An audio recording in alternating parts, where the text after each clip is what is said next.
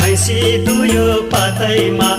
गोठा बस्ने गोठालाले भैँसी दुयो पातैमा के को पिर मान्छौ बहिनी जाउले साथैमा हे औ है माया लौ है सुटुकै काफल गेडी कुटु